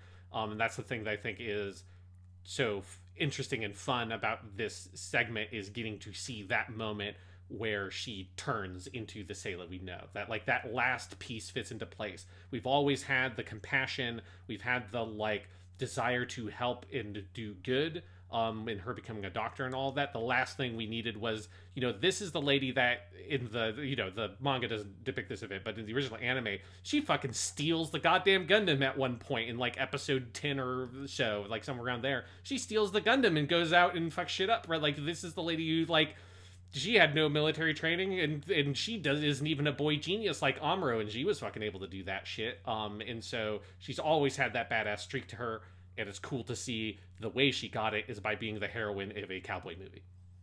Well, and she also has the same kind of instincts as her brother, in that she's just naturally good with weapons. She's got a strategic mind, all of those sorts of things, right? Yeah, and it's something, if you have not read the Origin, one reason you should read the Origin is just for all the extra stuff with Sayla, including she gets her own fucking Gundam for the final fight. I mean, it's cool shit. Sayla Mass, we love you. I mean, it's one of the things that I actually noticed last time I watched the movie trilogy, is that I think one of the actual mistakes, well, it's not a mistake, but like something I think that is weaker about the movie version is that because they get rid of the G parts and all of that, Sayla doesn't have as active a role in the back half of the story. And I noticed all my students, when I showed them the movie trilogy, were really sad about that, because Sayla is just a character who captures people's imaginations, and they want more with her. And if you want more with Sayla, episode 5 of the Origin is about as good as it gets for this entire stretch. Yeah, it's a phenomenal sequence. One thing I love, like directorially they do, that this is a good visual touch, that isn't really in the manga because it wouldn't make sense, but of like, after the sort of Don Diablo has passed away, the attack has died down, and then you hear these like loud booms and these big flashes of light in the colony, and everyone looks outside and it's like, what's going on? And it happens a couple of times where it's just like, light just pours in through above, and everyone looks up and you see that light is from the explosions of the dock at the adjacent colony that is where Char's parents meet their death at the hands of the real Char, right? Of our Char, the man who has become Char Aznable. And the idea of like, in the middle of the night, these like huge bright flashes of light that light up this whole area, and it's like, what the fuck is that? And you look up and it's explosions in space. Like there's a really sort of poetic quality to that. That is a very nice touch that the anime adds. I mean, it's one of the most powerfully apocalyptic images I've ever seen, of like living in a location that looks and feels like Earth, and then you look up in the sky and see like basically the sky falling, basically, right? Because it is like the dock at Miranda Bay, where we were earlier, is just being blown to smithereens, and just the sky is becoming red again. It is incredibly powerful. I think this sequence is so virtuoso in so many ways, and it's so emotionally charged, where you go from Sayla setting up the defenses to then Don Diablo has died, and she has her final moments with him where she says, you were a truly outstanding father. She says, Subarashi otosan deshita. You really were. And then she comes back out to try to defend, and then this all begins, and then she sees Char in the red Zaku up on top of the Texas colony looking down at her. And that is just one of those, just tremendous image. Yeah, and then, as you said before, then echoing her abandonment of her running after him and him flying away in the mobile suit. Yeah, it's just an incredibly well directed sequence. Also, the fucking evil of Char in this moment, of you have the Aznable parents, and you have the mother say, as the ships are like coming out and everything's blowing up, she says, I thought we'd get to see our boy again. And I wrote in my notes, well, you kind of are, because you're going to go to meet him because you're dying, and also the one who stole your son's identity is the one firing the shots right now. So kind of. Yeah, it's fucked up. Dark. Like, it's one of those things where like you feel just so bad. You feel so bad for Don Diablo that he dies here, right? Because he basically dies because he's already in kind of critical condition from his earlier heart attack. And then, as I imagine is probably pretty realistic, if you have someone who just had a heart attack and now they're also in a house that is being attacked by Mad Max people, they're probably not going to survive the night, which is very tragic, because Don Diablo, as we said in episode 2, is just such a good fucking guy, and he didn't deserve any of this shit, and you just really wanted to see him like, it's really tragic that you don't really get to see him be with Sayla because he's asleep, right? He's sedated the whole time that she's there. So they don't even really get a last conversation together, which is really tragic. But man, I think that moment where Megumi Han delivers that little speech about you being a good dad, thank you, you really were, it gets me every time. It's so powerful. Yeah. And then the Aznable's going is just fucking heartbreaking completely. Yeah. Especially it evokes so well in just a couple of lines like what their relationship is to like their, we know, deceased, but to them like their sort of absent son, of like the father, you know, saying like, it's not like I really want to see my son, the so-called hero of Zeon, but he is my son and he's the only son I have. And then the mother's last line being like, I thought I'd finally be able to see my boy again. It just evokes like what their life has been like, at least in terms of that sense, since Char left and the last time we saw these characters. And it's so heartbreaking to see these just very fundamentally good people that never did anything wrong, that didn't do anything to Castle Rim Daikun other than treat him really nice. And then he completely destroyed their lives just so he could like embark on this totally unnecessary and egregious and disgusting like quest for vengeance that wraps up and murders so many people in the process. I think it's a really necessary scene because, you know, back in episode 3, we love the sequence where, you know, Casfall takes the real Char, gets him fucking killed, takes his identity. It's one of those like delicious Char Aznable moments that's so evil it's fun, right? But I think it's very necessary, especially for this story where the origin, we are in the absolute deepest muck of Char's villainy, you know? This is the worst stuff he will do in his life. And depending on how you read some of the stuff in Char's counterattack, because, you know, depending on the day, I think he's, you know, maybe right in that movie. But in this one, at least, most of it is unmotivated. And I think coming back on that and seeing and feeling in that moment the weight of the evil he perpetrated on this family and now is perpetrating on Loum in the sky up there. There is no excuse for it. There's no justification for it. There's no good coming out of it. He is an evil man doing evil things in this moment. And I think that perspective is very valuable for the origin to give us in this scene. Yeah, especially because, you know, for most of the origin, he has been, in terms of the anime, he's been like the main character we're following. Like, even when it's a Sayla episode, like episode 2, so much of the like spine of it is Sayla looking at her brother and us seeing him through her eyes. Yes. But this is where in episode 5, and it's true of the manga as well, that like Char is absent for long stretches.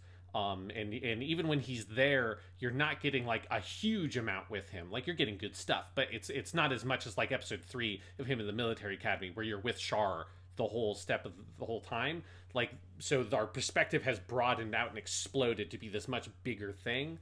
And it allows us to see sort of our main subject of interest, Char, through like those different perspectives again, and reflect on it through the different lenses that this narrative provides us. Yeah. Well, do you want to talk about the Char material in this episode besides this scene?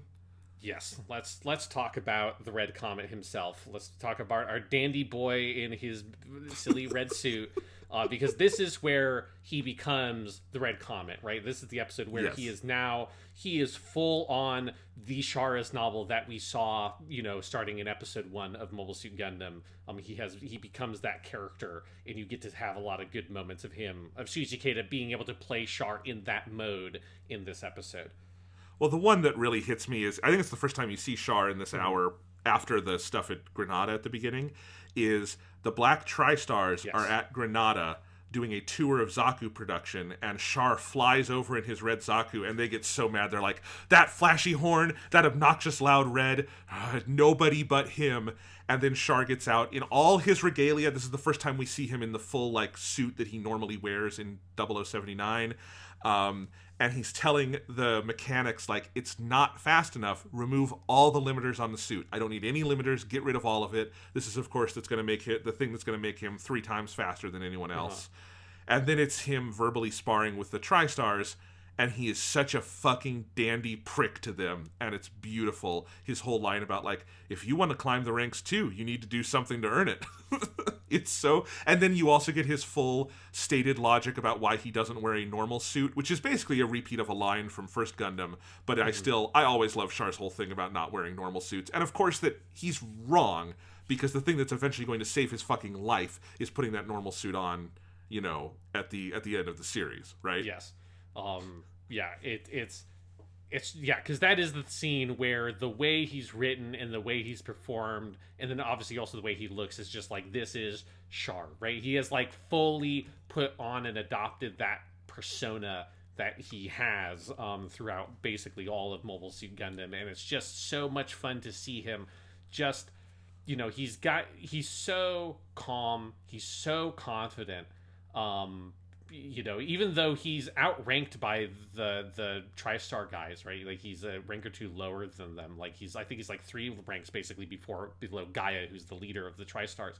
Like, he still acts so superior to them, but not in a direct enough way for it to actually be insubordinate, which is always the kind of line that Right. Char is walking, that it's like, you couldn't actually, like, you know, get him on anything. He hasn't done anything actually inappropriate, but the sheer confidence that he exudes and the subtle ways in which he verbally looks down on the people he's talking to is so, like, just fun as a viewer, but also just, like, very evocative of his space as a character. And yeah, the just the light verbal sparring while he's in his red Zeon officer's outfit is just a very, very satisfying sequence. It's the goods. I also think we need to take a pause and talk about the origin design of his red Zaku 2. Yes. Oh, yeah, because this is the my first time we God. see the Zakutus at all in Origins. Yes. So, like, that's part of the scene also, is that the Black TriStars have their, like, black and purple Zakutus, which are nice. And then they see Char's super tricked out one, and I love so much that the Black TriStar guy, like, the first thing he says is, that flashy dumb horn. It's Yep. like, that stupid horn, that red color. I know the bastard that's piloting that mobile suit. And yes, Char's red Zakutu is glorious, but I'm not the red mobile suit guy on this podcast. You are, Jonathan. So go on and talk to us about Char's red Zakutu. So my number one mobile suit in Gundam is the custom goof from 8th MS Team. Yes. My very, very, very close number 2 is the Red Zaku 2, but specifically the version from the Origin. Mm-hmm. I think this is the version of the mobile suit I think all involved with First Gundam wanted to be able to draw and couldn't quite realize in the original series. And I mean, we know that. Like, the red is a little more pink in that series and all of that. I think it still looks fucking sick as fuck, right? It's legendary for a reason. But this feels like the fully evolved form of what that suit was always meant to look like. The way it is a mixture of a, like, deep, rich, bright red with those, like, darker sort of scarlet tones on the shoulders and legs and some of those pieces. It's got all the little decals on it for all the, like, sort of, like, military, like, lingo that's all over it, so it looks just hyper realistic. It's so detailed. This was the first gunpla I ever built, was Char Zaku 2, the Origin specific variant, and I've built like 8 or 9, you know, high grade gunplas at this point, and this is still the best one that I've built. It is if you have not gotten that one, the kit of the high grade is the basic one, right? Yeah. The HG Origin kit of the Zaku 2 is just a phenomenal little kit. It looks so good. It's got all the, like, little, you know, white pieces of text are all decals you put on it.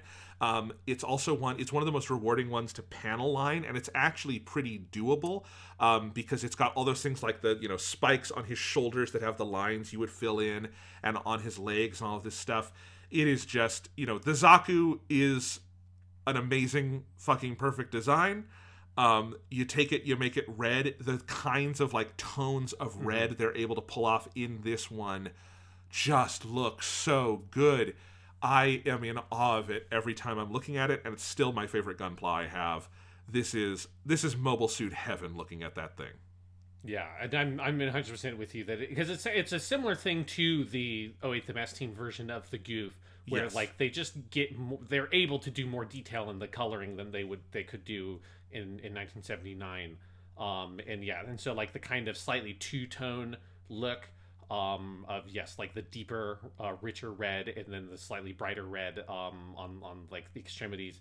It's yes, this is like when I think of what Char's Zaku 2 looks like, this is the one that pops into my head, because it, as you say, it feels like the realization of what the design always wanted to be, and it is like similar to like if you have not the animation stuff but more like paintings and drawings done as promotional materials and stuff like that, closer to like the movies. Like this is closer to what those looked like, because it is kind of the more kind of detailed, fully realized vision of that mobile suit.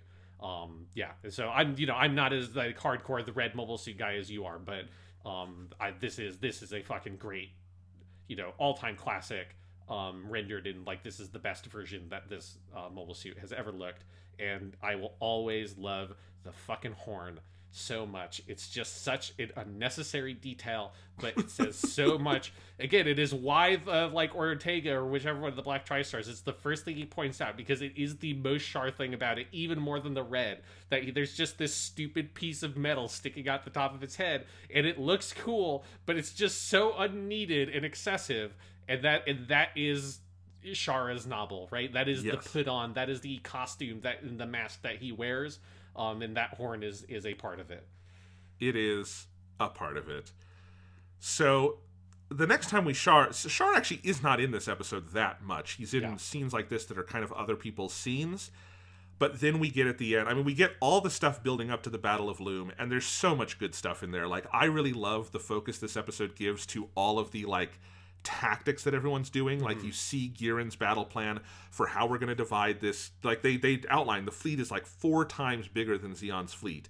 So what are we going to do with this? We see all of the ships launching off of Earth to make the new 3rd fleet for the Federation forces. You have, TNM's fleet here. You have Revel's combined fleet over here. I think they do a great job with all of that, leading up to the Battle of Loum, which we're going to see in full more in episode 6. And if you in the lore, the Battle of Loum is legendary because it's the first proper big space battle in the Universal Century, and it is where the mobile suit fully comes into its own as like the weapon of the time, right? Yes. And the person who maybe is most responsible for that is Char Aznable, because the Battle of Loum is where he gets the name the Red Comet, because he takes out so many cruisers in his Zaku. And the end of this episode is, I just wrote in my notes, the scene. And if I say the scene, I know what I'm talking about, because it is where you are in the cockpit with Char. We get the fullest, like, most, like, heroic anthem version of the Red Comet musical theme that the composer for this series at Hattori, I forget his first name, Takayuki Hattori, wrote, which we've talked about many times as a phenomenal piece of music. But we get it in full as he, in the cockpit, calms himself, removes all the limiters, and just barrels down towards the battlefield, acquiring all these targets, is weaving in and out and all through them, says this will change the course of history, and ends the episode declaring, "Bow down before me, God." And that is the end of the episode. Is this one of the best moments in Gundam history? Oh yeah, absolutely. And one thing that's cool is that it's a scene that doesn't exist in the manga. Like, it's a scene that's specifically created to give this midpoint split like a satisfying ending, because the manga volume just kind of stops because it's just a 2-part story. So the manga volume ends on an image of Girin watching the fleets coming in, like right before the battle really kind of kicks off. And so you have this scene here to kind of just cap off this episode, and the fact that it's anime original makes a lot of sense because the way that it's presented is so animated. Like, I can't really imagine how the scene would look really in a manga panel, because the way specifically they realize the idea of Char piloting this Zaku so recklessly that it's almost shaking the thing apart, where everything is vibrating so hard that like the readout on the monitor is basically doubled because it's vibrating so hard. That kind of stuff is so vivid and powerful, and this feeling of like, it's the thing that like I always wanted Gundam Wing to be able to do with the Tall Geese, because because basically what they do here with Char's Red Zaku 2 is they take the reasoning of the Tall Geese from Gundam Wing, which is the Tall Geese was like the first mobile suit in that timeline. It's actually basically as powerful as the Gundams. The problem with the Tall Geese was that it was it's so powerful that the safety precautions can't keep up with how like vicious and like harsh the acceleration is with the mobile suit, and it kills most of the people that pilot it. And that's why Zex is like an impressive pilot in that world.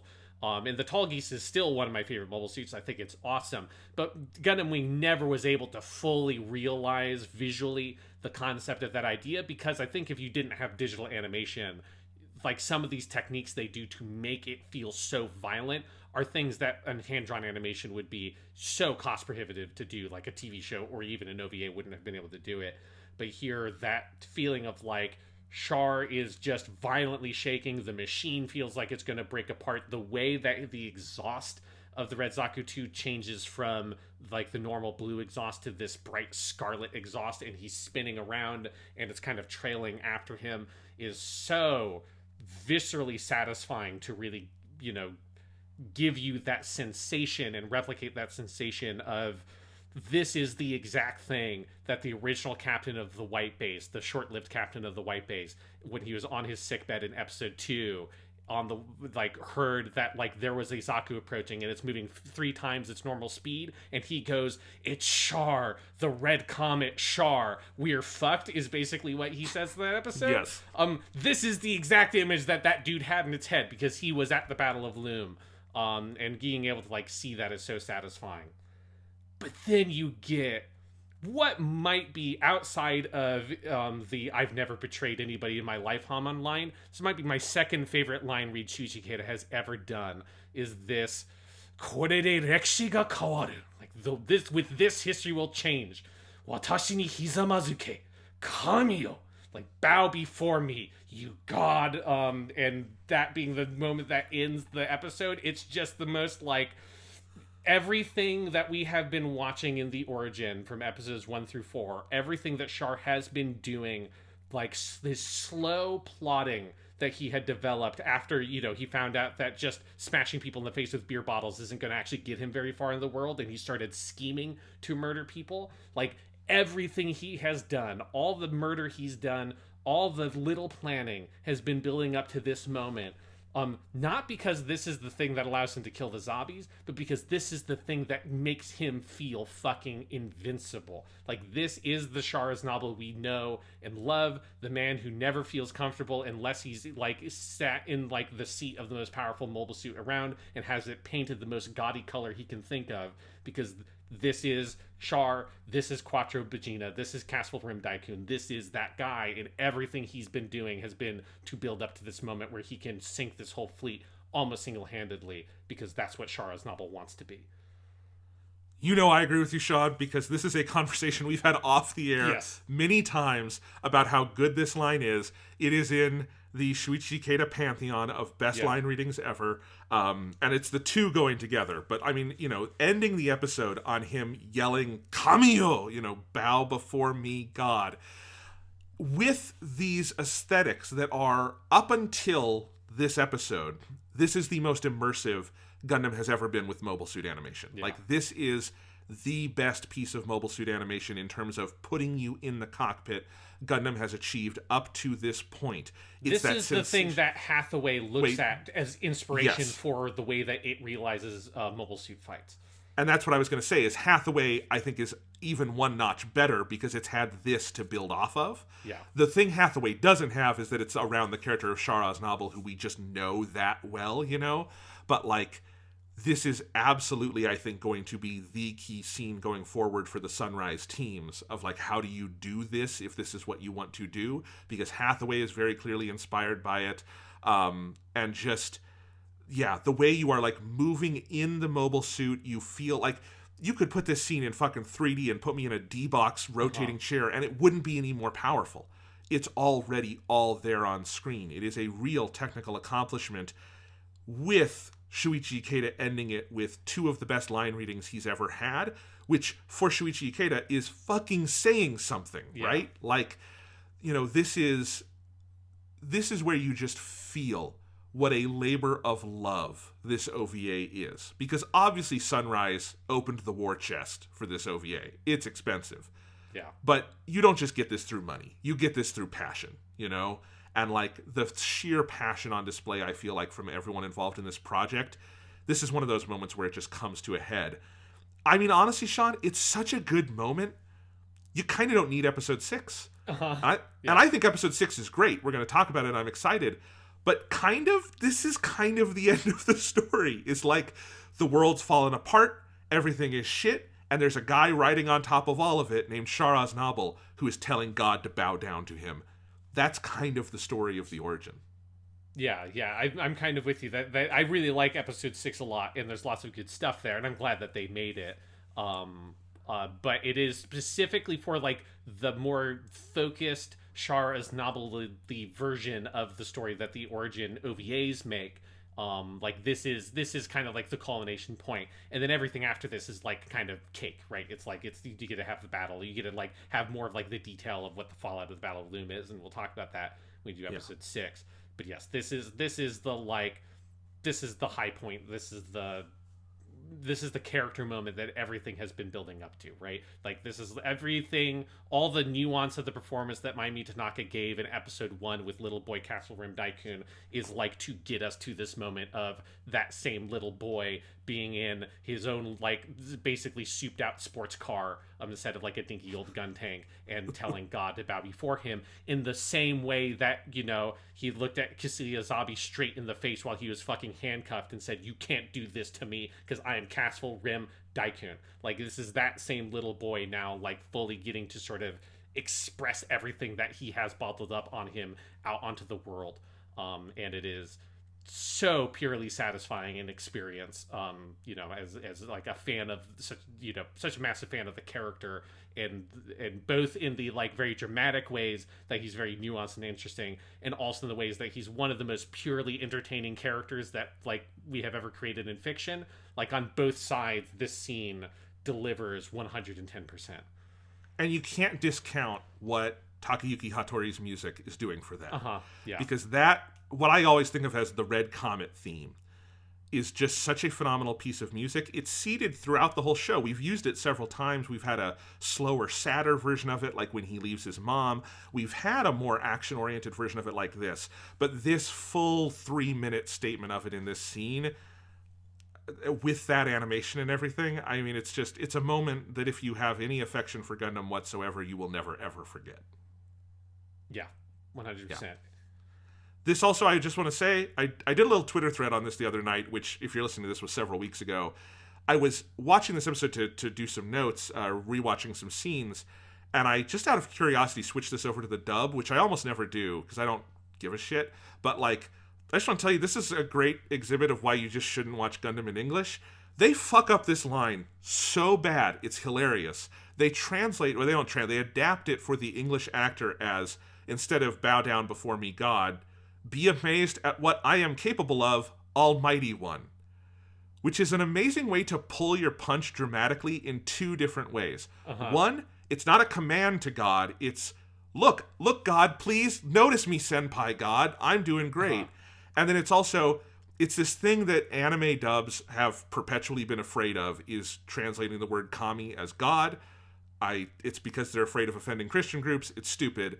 And he says Almighty One instead of God. And it's just like, man, I don't know how much more you could fuck up that line other than doing a full-on Dragon Ball, like, I hope they all have parachutes as he's going down towards them, right? Like, the it's thing it so reminds bad. me of is, like, how lots of old anime dubs, like, would refuse to use the word kill or die, so it's a lot of, like, oh no, Piccolo got defeated by Nappa. It's like, he got defeated. He got completely fucking vaporized and died. Like, it's like, he didn't get defeated. He got fucking murdered.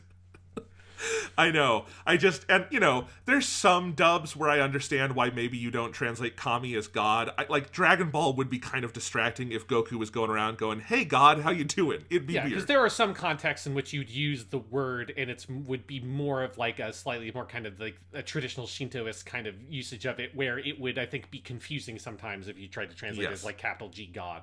But there are some times where it's 100% capital G God is what Char is saying. Capital G God is what Char is saying in that line in Japanese, 100%. Yes. So anyway, I just wanted to laugh about that. Again, I'm not sure you can do Char Aznable in English, to be perfectly frank, because It's just too tied to Shuichi Ikeda and too tied to patterns of speech that are uniquely Japanese in their like linguistic origin. But also, if you're gonna try, don't fuck it up that badly. Yeah, it's definitely like I do not envy the like task of anybody having to do a dub for the character, because it is a thing of where like his speech patterns are so like they're not excessively like unique, but they are very particular that any writer I've ever seen like for manga and stuff that writes for Char has to like sort of tap into a very particular like cadence and rhythm of like his dialogue writing that is so key to the character that like I've seen it be done in ways that like immediately felt wrong. Like I read a couple of the first volumes of the Char's Deleted Affair manga that was like a couple of years ago, and it was okay, but like I always found Char's writing to be very unsatisfactory because it didn't capture the cadence of the character well. And I think I don't think there's a way to translate it in English because it's too specific, and I think it just will like take away a lot of the appeal of the character if you're not able to like, because even it doesn't even have to be a thing that you understand everything that's being said in Japanese. Just even being able to like hear the cadence, I think, is enough to get across a lot of like the emotional nuance that is going on with what the character's saying. I will say, I think the translation of the origin we have in English by Vertical Comics released these big volumes. I do think it's a pretty outstanding English translation, and I do think it's the closest I've seen from subtitles to fan translations to manga, whatever, to getting Char right in English, and I will praise it for that. But it is always hard when you don't have the original Japanese, just because, again, of that, you don't need to understand a word of it. The cadence is so important. Mm-hmm. Yeah. All of this being said, Sean, this episode is so good, we still haven't talked about my personal favorite scene. Mm-hmm. Yeah. So do you want to talk about the moment where we go to Club Eden, we have Lieutenant Tachi come in and warn them that some of Caecilia's men are coming to arrest Ramba.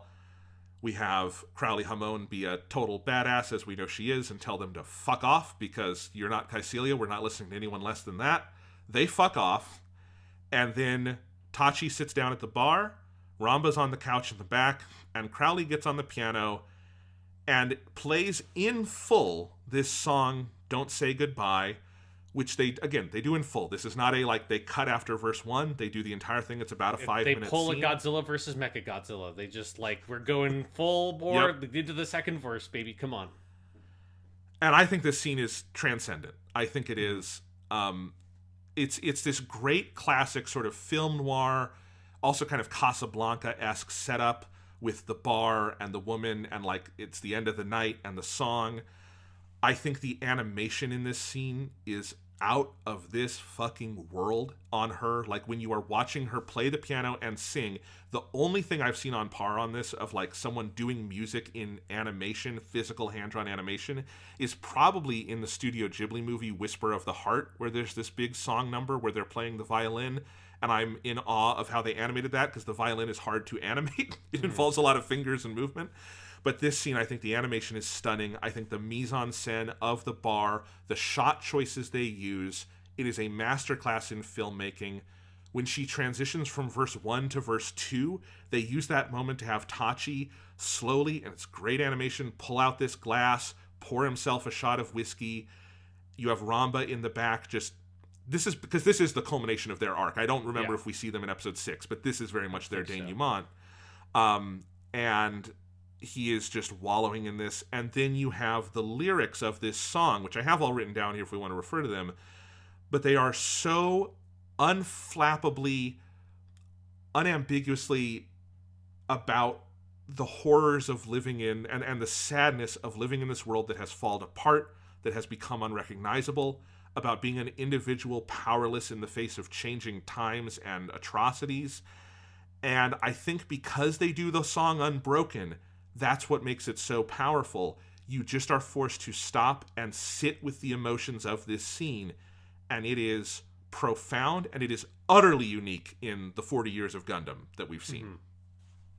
Yeah, and it's another anime original, because it's basically it's an extension of a scene that existed in the manga that they do where some of the soldiers like Klemp, and then one of the, I think it's Kozun, who's one of the guys who gets killed by Amuro in the Ramba arc, on Earth. They come in because they're still soldiers in the Zeon army, so they have to go out to the Battle of Loum.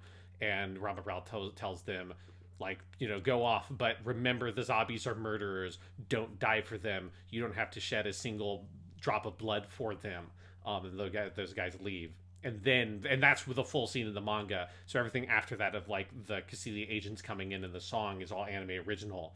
And it's so satisfying. I think probably the instinct of why they added it was because you need to give Ramba and Hamon a climax. You have to like see those characters out in the anime version, because obviously in the manga this all happens after they've already been killed in like the present day storyline.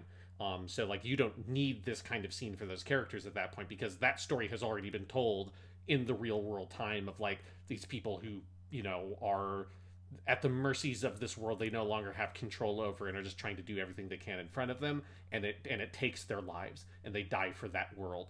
And so that's already happened there. But it would be very weird, because they were such a major part of these flashbacks, if the anime didn't do something additional. And this is, I think, just such an inspired choice. It's a much more full-bodied version of like the sequence that basically introduces us to this world where Hamon is singing in the bar. And this is a full version of the song, but it's only her, Ramba Rao, and Tachi Chui. And so it's just them. Everything is empty. Near the end of the song, the neon light outside that lights up the sign for Club Eden is slowly flickers out. And it's very much that kind of thing we talked about, I think 2 episodes ago, where this bar in this world of Ramba Rao and Hamon feels like it's the last refuge of the older world of these colonies that we saw the very end of like the like intelligentsia of Zeon and his friends and all those people living in this much kind of more culturally rich and diverse and evolving world that Crowley was a sort of tangential part of through her relationship with Zeon's wife, and then Ramba was a part of as the son of one of the other families of sort of this colony, along with the zombies that both followed Zeon Zum Daikun. And now that's all gone, and it's just been replaced by this, just indescribable hatred and anger and greedy grab for power that has twisted everything around them, and the world that they used to have is gone. And having all those feelings be expressed in this long 4-minute full piano ballad is just such an incredible sequence, and such a smart, interesting, creative choice that is like, even though I knew it was coming, because like you, I remember the scene very distinctly, I still was kind of surprised by it when it happened, because it's very unconventional. It's very unconventional. It's in many ways, I feel like the reason why episode 5 could just be the finale of the origin is because this is the emotional denouement of the whole thing, and Char's scene at the end is sort of the pillar of his journey, right? Mm-hmm. And like, it's amazing that this scene is able to express, I guess it's wrong to say entirely wordlessly, because there is song, but it's not dialogue, it's poetry, it's something she's singing, right? And then it's the overall mood of the place she's singing it in, and it so perfectly, beautifully, poetically expresses the feelings, the raw emotion of living in this time and place. And my God, Sean, this hit me a few years ago when I watched it, but in 2022, it hits me even harder. Just like this idea of feeling like you are in the last vestiges of a thing that maybe had some good in it, and it is just gone and dying, and maybe it's not coming back. And there's something about that hits just impossibly hard. And I think the entire production of this sequence is an absolute masterclass. Also, the woman doing the singing here is Kaori Sawada, and it is a tremendous, tremendous vocal performance, because it's not just she's singing the song, she's performing it in character as Crowley Hamon and putting so much emotion and emphasis into it. And she has this beautiful, pure, big voice, but it is also just as a piece of acting truly phenomenal. Yeah, no, it's a really stunning sequence. Yeah, and a fucking great song. Like, that song has been on a playlist of mine for a long time. Yeah, because it's just absolutely killer. Right, and the fact that it's an original song written for this, and it is, it's basically that the show stops for 5 minutes to be a musical almost. I mean, that's the kind of scene this is. It's diegetic that she's doing it, but like, man, it's it's always been one of my favorite Gundam things since I saw it originally, and even more so now. It's one of those scenes I watch and I'm like, I can't believe they pulled this off. This is such an ask of the audience, of the people making the show, and yet it works so purely and beautifully, and that is a really stunning thing to watch unfold. I also want to shout out, before that, the Crowley's speech, or like her shouting down the three agents from Cassilia. Fucking Miyake Swashiro just so kills that sequence. And there is a part where she like, she starts quiet, then she builds up to her shouting at them about like, he was already demoted, and that was under the orders of Dozils Zabi, because that's who he served, not Cassilia Zabi. So if Cassilia Zabi wants to do something about it, she can come here and do something about it herself. And then and Hamon's like shouting those lines at them, and then she comes down slightly as she says, "Now go back to Cassilia and tell her that." Where Miyake Swashiro, like, she has her voice crack slightly, and like the way she comes down from that, it's like that was like one of those moments where if I needed to show somebody a clip of like, Sean, why are you always talking about this voice actress lady? Why do you like her so much? It'd be like, that would be one of those moments, because it's like, because when she does that come down, like whatever the fuck she's doing with her voice, it does something weird to me as a human being. That's like, it makes me feel things, and it's like that. Her performance is so good. Even in just like, she doesn't have a lot of lines in this episode, but like that just one little bit is like, fucking, oh my god, the line readings are so crisp, and the character choices are so strong she's making in just a couple of small sentences, and it's like, oh my god, she's such a great actress. Oh, she is. And it also speaks to like the overall direction of the scene, that she doesn't sing the piece, Kaori Sawada does, but the blend there, you don't question it. It's they do a good job matching each other's performances, and then the direction obviously is a part of that too. And I also just want to praise just the song itself. Also just deserves, like, it is an incredible piece of writing. It's one where I was actually very happy to see this. The Blu-rays that we have in the States, the official subtitles there do it in both Romaji of the Japanese and a translation. And the translation is not like the, frankly, pretty bad English version that's in the dub. I know some people like it. It's bad. They mess it up. But it's an actual translation of the Japanese lyrics, and it's a very good translation. But also, I think it's worthwhile to be able to just read the Romaji along with it, because it's beautifully written, and I think the way it, like, it's very simple. It's very sparse. It's not that many words. Like, it's one of those Japanese things where inevitably it takes more words in English to translate it than are in Japanese. And there's just these like turns of phrase, like in the verses or in the chorus, when there's two English lines in this. There's a couple of English lines in the song, like "Don't say goodbye," and that's sung in English, and it goes "Don't say goodbye, dare ni mo," and the way it transitions from the English to the Japanese with like the dare ni mo is stunningly beautiful. And there's a lot of stuff like that where the way it uses and elongates words, it's worth just like do a watch through just focusing on the Japanese words, even if you don't speak Japanese. It's really cool. Yeah, no, it's a absolutely killer song. Yeah, 100%. And the thing is, I also think the closing song for this episode is also phenomenal. It's I Can't Do Anything. I think that's also one of my favorite Gundam the Origin songs, and it's almost a little sad for that song that it's slightly overshadowed by Don't Say Goodbye. But I also think it's one of my favorite songs in this series. There's a build to this song at the end of this episode that is really cool. It kind of reminds me almost of the one in Unicorn Gundam, WWII, of like it just has this kind of, it doesn't start that big, it starts much smaller, but it becomes a much bigger song as it goes along, and that's really cool. Yeah, it definitely has a sort of AMA quality, which is the performer that does WWII. Like, yeah, it's a similar kind of style. Yeah. So this episode slaps in so many fucking ways. Is there anything we've forgotten about that we need to mention, Sean? I don't know. I think we covered it pretty well. I mean, it's so. I mean, we've talked about it for 30 minutes longer than the episode is. Yeah, it's just absolutely killer.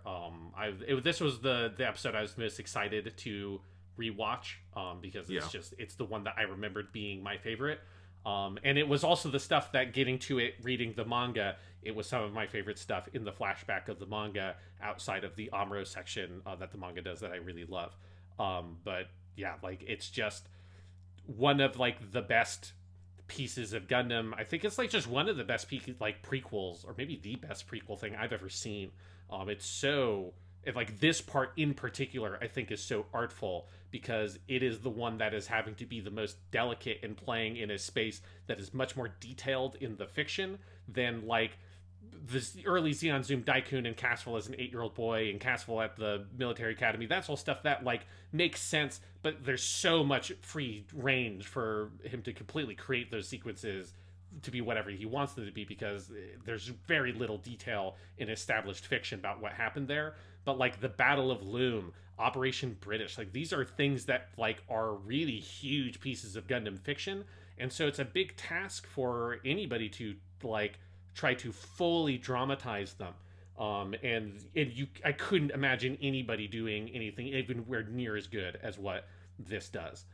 It is like the perfect prequel, partially because it's done by someone who was there working on the stuff when it was originally made in 1979. Yeah, the only thing I can think comparable in quality to this would be like Star Wars Episode 3, which is a messier thing than this is, but I think has that similar quality of it is somehow both a prequel and a culmination, where you feel it all coming together towards a story you know the ending of very well, and yet it's somehow more compelling because you know all of that than less. That's kind of the masterpiece here going on, you know? Yeah, and it just feels like it just feels like this is the way that things happen, right? It just fits so perfectly into your like existing understanding of these events as they're like implied through other pieces of Universal Century Media, but not in a way that is boring and that it's just like, oh, it's just sort of like reciting the things I already know. It is coloring in all the gaps in like with rainbows, basically. Like it's just so incredible. And enriches your full understanding of the piece. And it's the kind of thing that when I originally watched this, like 4 years ago, like this is now just in my head exactly how those events happen when, like, you know, I rewatched Mobile Suit Gundam, the original show, for when we covered it on this podcast series. Yeah, absolutely. So we're not done yet. We still got part 6, which is also very good, has some really good stuff in it. And I'm very excited. This has been so rewarding. One of my favorite choices we've ever made doing this podcast, Sean, was doing these one at a time, because goddamn, they deserved it. This would have been an absolute disaster if we tried to do all these as one mega episode. I've said it before, but it would be the second coming of the Eva movie episode. It's just like, of where like 10 minutes in, I'm like, we fucked this up. We shouldn't have done it this way. I still think that's a good episode. No, it's a good episode. It's just very long. But it would have been very like great 2 or 4 episodes of podcast if we had separated it out. It would have been better. No, you're right. Yeah, absolutely. So we'll see you guys next week for part 6. I can't wait. Yeah, so next week we'll do part 6, and then also as a reminder, we will be doing an episode 7, which will be covering the manga in full. So if anybody's listening to this and is also reading along with the manga, keep in mind that is how we'll be pacing this out. But next week on Weekly Suit Gundam, we will be checking out the final OVA in Mobile Suit Gundam The Origin and find out finally what happens at the Battle of Loum.